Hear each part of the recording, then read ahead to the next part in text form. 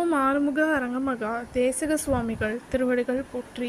தவத்திரு குருநாதர் ஆசியால் அகத்தியர் சன்மார்க்க சங்கம் தூத்துக்குடி கிளை சங்கத்தின் சார்பாக 20/12/2025 தூத்துக்குடி தப்பக்குளம் மாரியம்மன் கோயில் வளாகம் மற்றும் அரசு மருத்துவமனை வளாகத்தில் பசித்தோர் சுமார் 350 நபர்களுக்கு லெமன் சாதம் சிறப்பாக வழங்கப்பட்டது.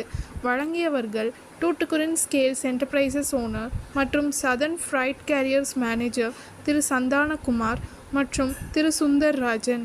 அன்னதானத்திற்கு பொருளுதவி செய்தவர்களும் தொண்டு செய்தவர்களும் அவர்கள் குடும்பத்தாரும் எல்லா வளமும் பெற்று சிறப்புடன் வாழ வேண்டுகிறோம்.